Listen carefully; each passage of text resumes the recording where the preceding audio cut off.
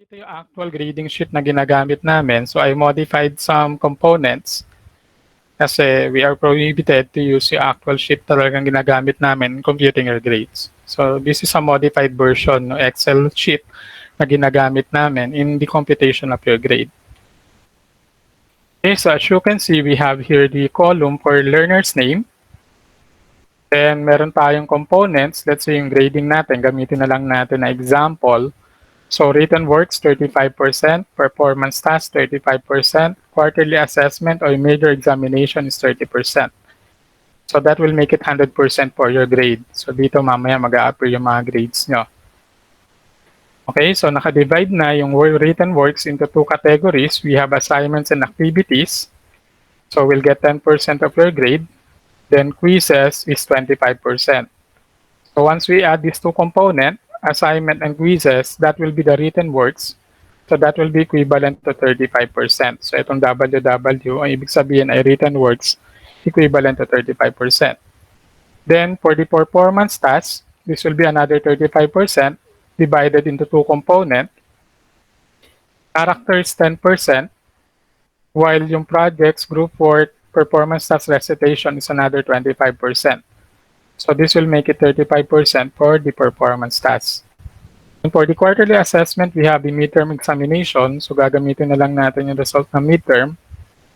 Say for example, this is a 70-item test. So kukunin lang natin yung kanyang percentage score, then the equivalent percentage, that is 30%. So almost 1/3 ng grade manggagaling sa midterm examination. Okay? So how to fill in yung mga data rito sa Excel sheet o yung mga tab? Control C. Pero kung mabilis na lang po for the column or para sa katabi niyang cells, pwede niyo naman pong i-drag yung lower right na corner ng cell. Tapos i-drag po sa mga cells na katabi.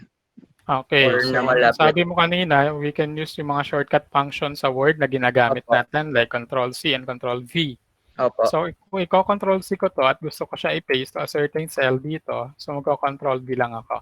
Opo. Okay, so na-copy na yon. Then sabi mo rin kanina, kung gusto ko na mas mabilis mag-copy, if this will be cell 1, meron dyang 1, ida-drag ko lang itong maliit na box dito sa lower right side corner. So drag it down para makopy lang yung parehong cell. Okay, thank you, Kyle. Okay, what if, Kyle, gusto kong consecutive yung numbers na ida-drag ko? Let's say ito 1, ito 2, and gusto ko hanggang 100. Do I need to type? 3, 4, 5? Ganun ba? Sir, di ko na po alam, sir. Okay, di ba kapag ito, dinrag down ko, puro 1 lang. So hindi siya magko-consecutive, right? Paano kaya siya magiging consecutive numbers? Okay, so for example, kung gusto natin maging consecutive, let's say meron tayong 100% sa list, at nilagyan natin dito na number 1, number 2, at gusto natin hanggang 1,000 or 100. So ang gagawin nyo lang is to highlight yung dalawang cell.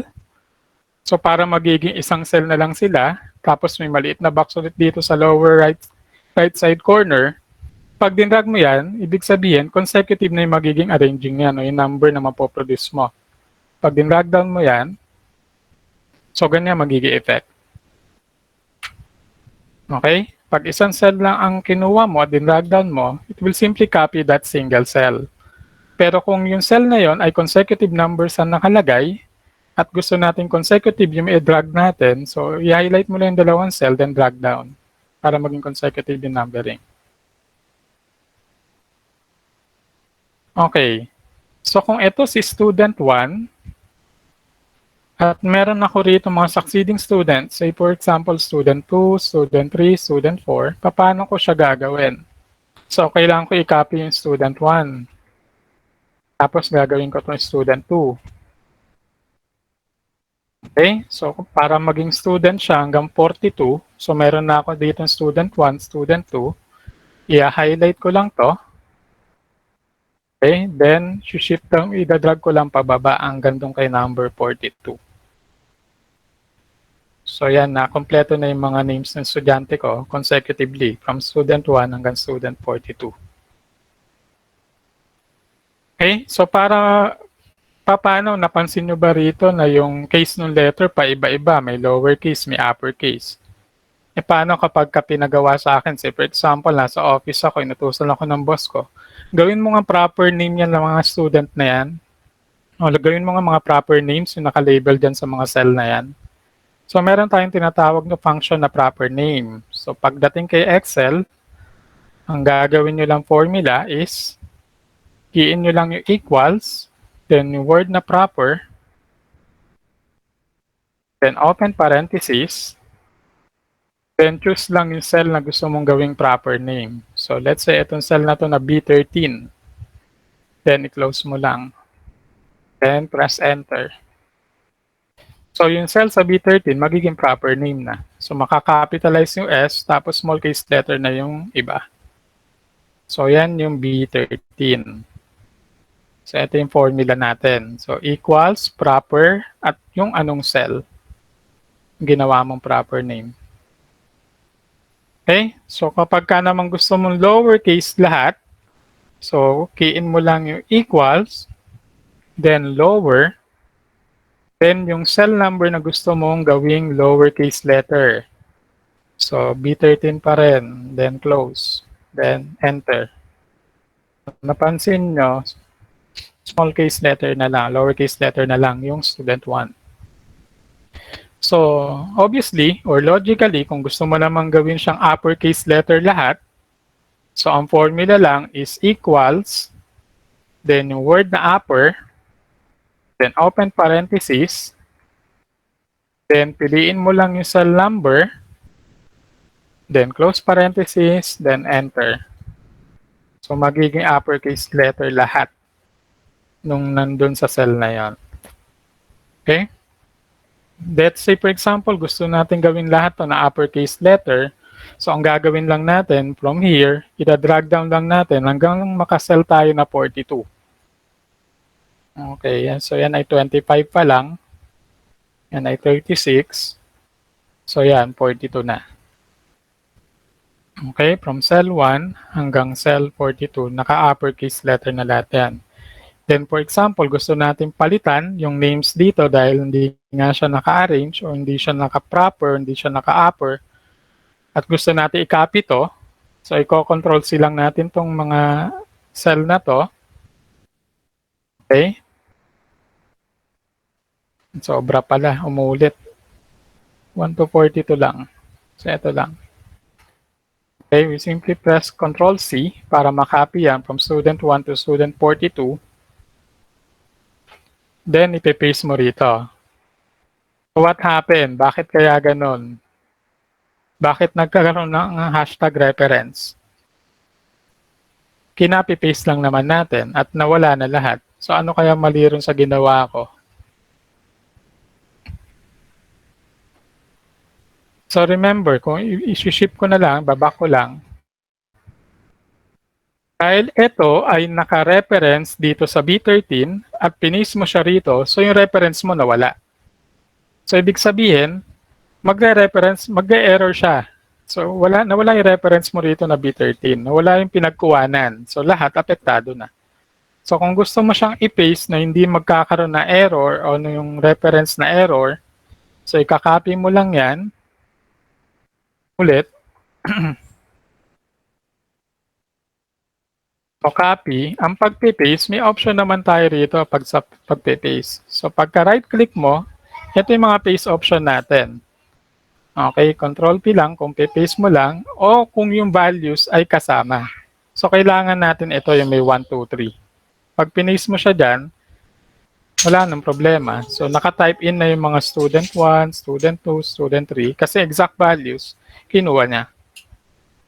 So, dinisregard na yung formula. So, yan yung sa formula for upper, lower, saka proper, saka rin sa pag-control phase. Yung ating copy paste. Okay, so now let's do some computation. So say for example, in this particular sheet, meron tayong 4 na assignments na given. Assignment 1 hanggang assignment 4.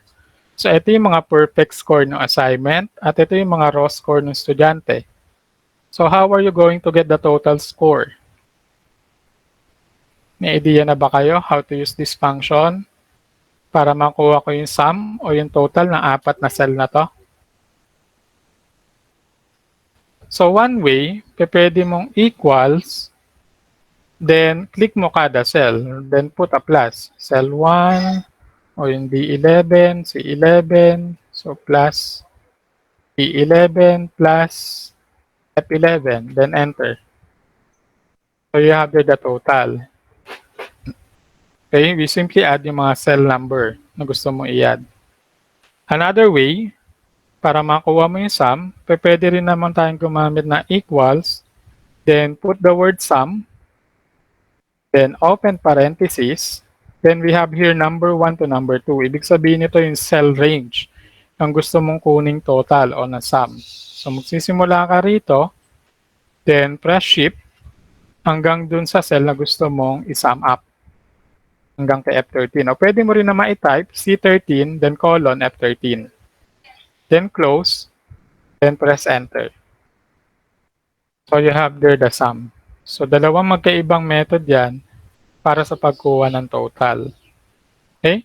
So ang gusto mo ngayon kunin yung total ng mga succeeding scores, then ginawa lang natin kanina, ikakopy lang natin yung formula nito, then drag it down. Para magkaroon ka ng summation ng mga scores na yan per row. Okay? So yun yung about sa total or yung sa summation or sa sum. Okay, how to get the percentage score? Di ba ang percentage score ay yung score mo divided by yung total score times 100. So yun yung percentage score natin na PS. So kung perfect yung score mo, 212 over 212 is 1 times 100, so 100 ka pagdating dito sa PS. Okay, so sundan natin yung formula nun. So you key in equals, then yung cell number, hindi nakita yung cell number. Okay, then equals. So itong cell na to, so let's say ito yung score mo, nasa K13. Then i-divide natin by K12 or K11. Then i-multiply natin to by 100. So yung multiply is yung shift 8. So yan symbol na yan, it means multiplication. So times 100. So dito makikita niyo yung formula bar. Okay, then press enter. Nag-0 siya dahil nawala yung score ko rito. Alang nabura. Copy ko na lang to. Ayan, ayan yung percentage score ni student 1. Para makuha natin yung percentage score ng mga iba, pag din-drag down mo to, okay, so napansin nyo, may mga scores na lumagpas sa 100. Ano kaya naging problema? Okay, meron pa rito nag-division by 0. Ibig sabihin ay error to sa formula. So bakit kaya? Ano kaya naging problema nung din-drag down ko to? Sa sum, walang problema, di ba? Tama yung mga totals niya. But nung nag-formula ako, naiba yung mga sagot dito. Ano kaya reason? Ano napansin nyo rin sa formula? Ano yung gumalaw? Tignan nyo habang nag-iiba to.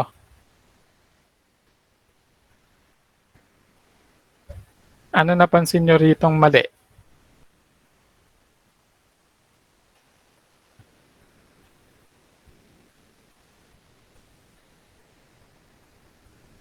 Kausap pa ba ako? Eto, Ah, K11 to. Ayun kay 11 sir, nag-iba-iba yung mga pinag-dividean. Okay, kasi din drag down ko to. So nag-continue siya, K11, so ito yung naging K12, ito yung naging K13. Paano ko kaya yan mapipix? Kumukuha lang muna ako ng idea sa inyo, baka may alam kayong way. Paano kaya? Na hindi ito magbabago, na puro K11 lang lahat dito sa denominator ko rito. Kasi nung din-drag down ko, nagbago, di ba? Alam nga naman, isa-isayin natin niya, mas matrabaho. Eh, di ba, kaya nga tayo nag-Excel para mapadali yung computation natin. One way, pwede natin gawin, eto, instead na i-copy ko yung kay 11, gawin ko na lang, constant na lang to na 212. Tapos i-drag down ko. Ayan, walang problema, di ba? Puro 212 lahat ng denominator ko. That is one way. O, kaya lang, mawawala ng silbi itong cell na to, itong K11 na to. Eh, gusto kong gamitin yan para dito sa formula ko. Na ayoko na i-type yung 212. Okay, so babalik ko ulit yung formula. Magbubura ulit ako Okay, so ulitin ko yung process. So equals, yung score ko, i-divide ko sa K11. So ngayon, kung gusto nating maging fix ito, na hindi siya gagalaw, pagka din-drag down ko siya, hindi magiging K12, hindi magiging K13, ang kailangan ko lang gawin, lagyan to ng number sign. Ay yung ano pala, dollar sign, number sign tuloy. Okay, paano magkakaroon ng dollar sign dyan? So para magkaroon ng dollar sign dyan, sa keyboard nyo, i-press nyo lang yung F4. Pag pinress nyo yung F4, automatically, ilalock niya yung cell na to. So para pag din-drag down mo yung formula mo, hindi siya magbabago. So ang tawag doon is absolute reference. Okay? So yung K11 natin, magiging absolute reference siya. Hindi siya iibahin ni Excel kapag nag-drag down tayo ng formula bar. Okay? So ngayon, ikukulong ko to kasi times 100 pa sa formula. So ngayon, times 100. Then enter. 90.09 pa rin. Notice, pag din-drag down ko yan sa baba, yung 80.66, hindi na nabago. At nakalock na ron yung absolute reference cell natin. Kasi meron na siyang dollar sign. Ibig sabihin, nakalock yung cell na yon. So, pwede ko na i-drag down mula ron sa taas hanggang sa baba. So, yan. Pare-pareho na ng value. K11 na. Hindi na nagbago yung ating denominator dito. Okay? So, yan yung ating absolute reference ang tawag doon.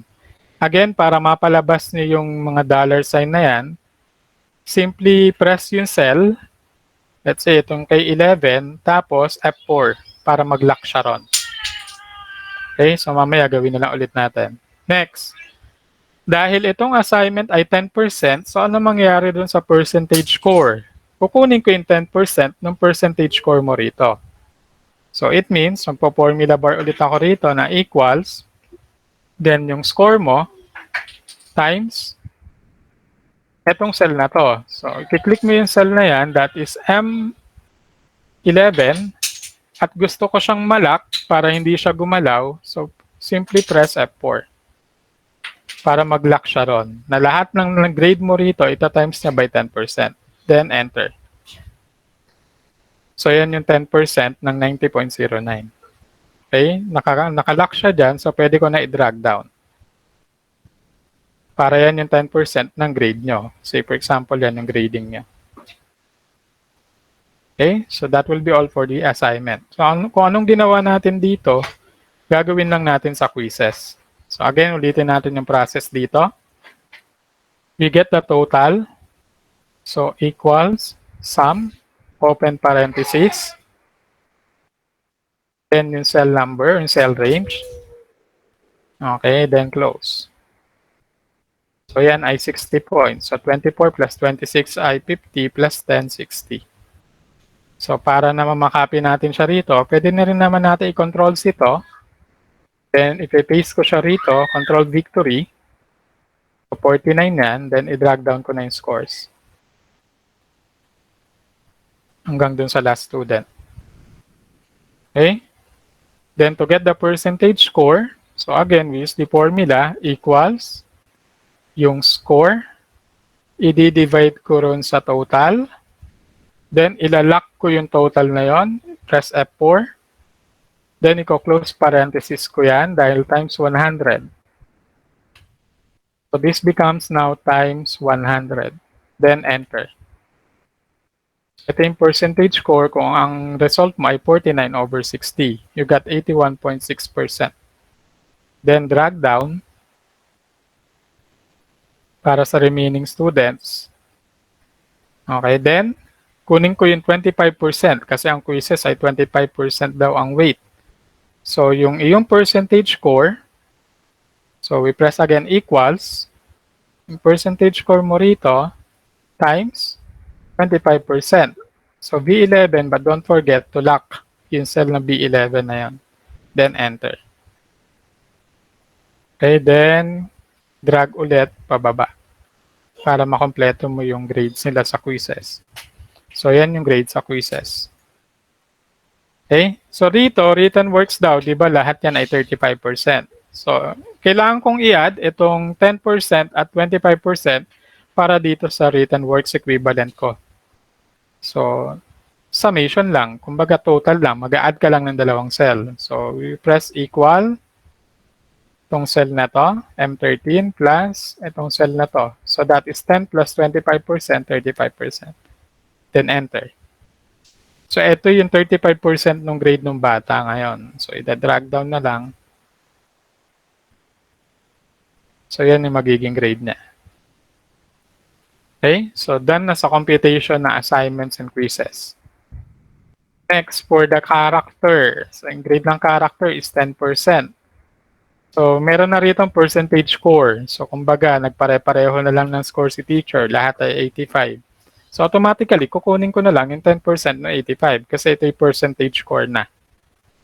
So we press equals, yung cell na yon, times, shift 8, para lumabas yung multiplication. Then yung cell ng weight niya is 10%. Then press F4 para malock. Then enter.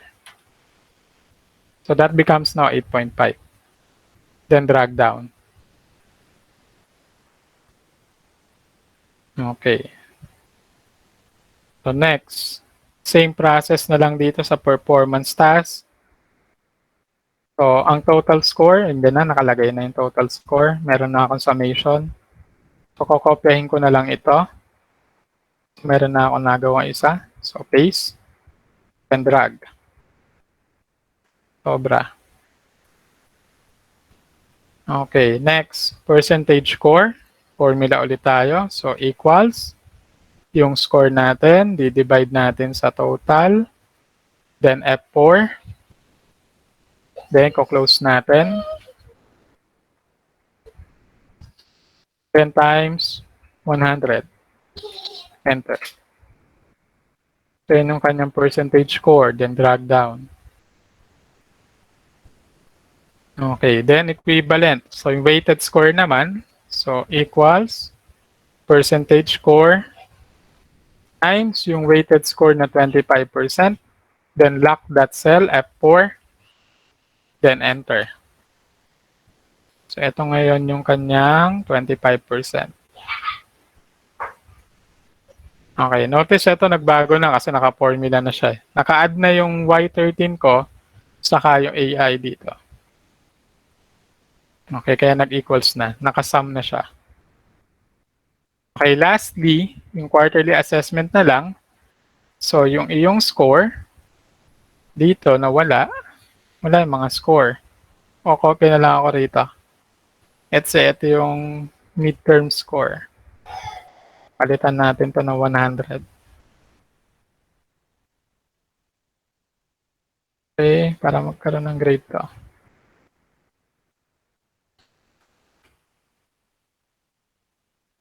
Okay, so let's say yan yung score niya. So, formula ulit natin. Ginawa lang natin kanina.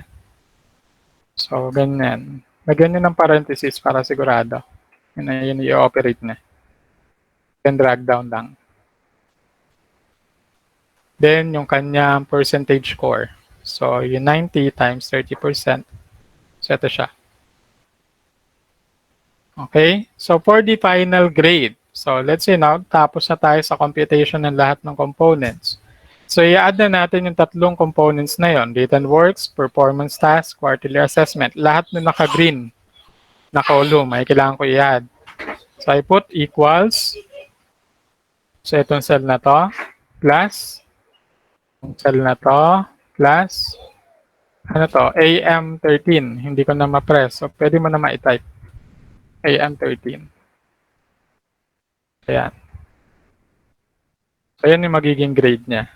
Then, drag down para makuha mo na yung grades ng buong klase. So, that will be the grades. Okay? So, automatically, makakapag-compute ka ng grades wala pa isang oras kung lahat yan ay mayroong mga data na at sanay na sanay ka nang gumamit na Excel, so yung computation mas mapapabilis. Ito. So again, yung formula for ranking, so equals, then word na rank, then open parenthesis. Okay, yung score na gusto kong i-rank. Okay, then comma. Tapos yung range ng score na ira-rank natin. Ibig sabihin mula student 1 hanggang student 42.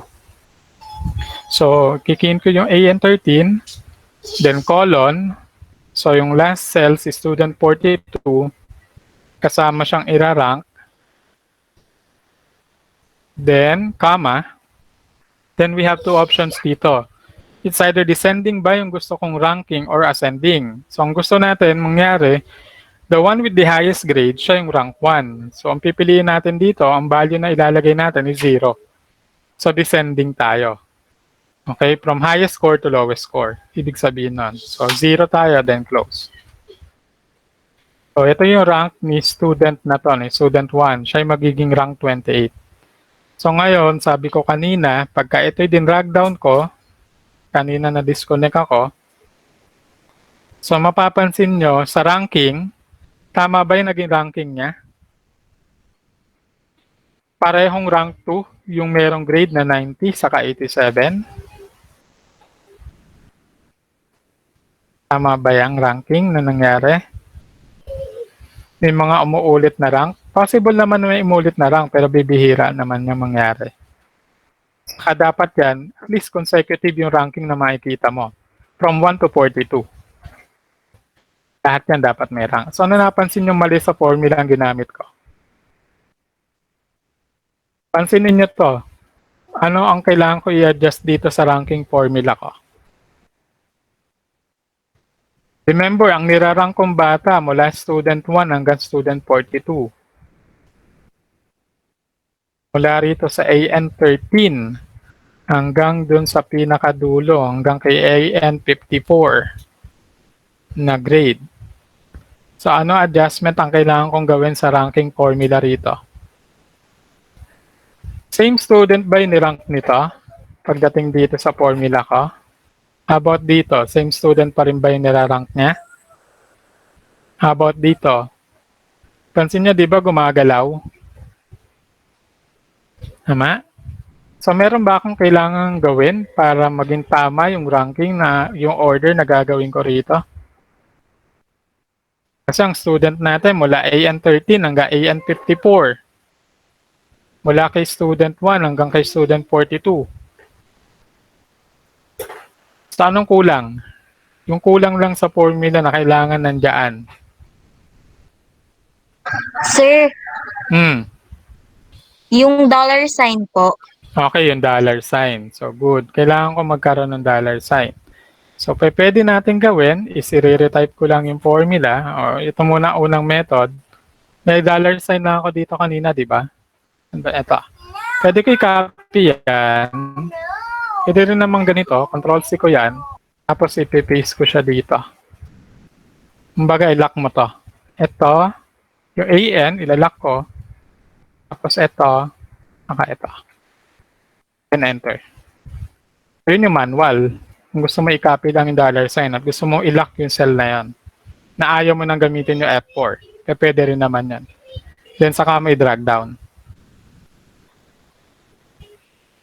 So, yan. Nakita nyo yung ranking, tama na. Yung rank 1, yun yung may highest grade. Yung rank 2, yun yung sumunod.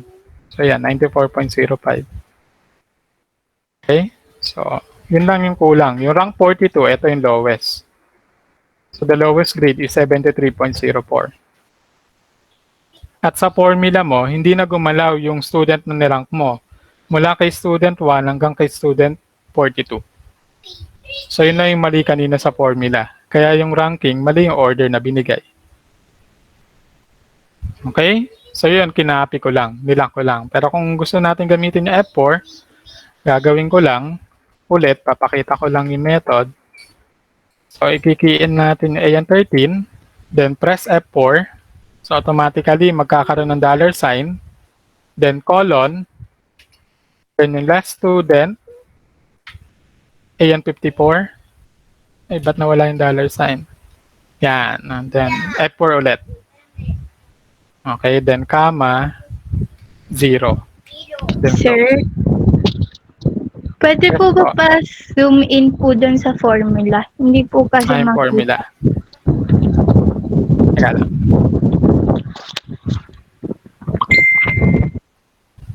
So dito na lang. Pwede naman dito. So, subukan natin. Nakikita ba? Okay, dito ko ilagay. Kita ba? Equals. Rank. Open parenthesis. So, irarank natin yung score. Comma.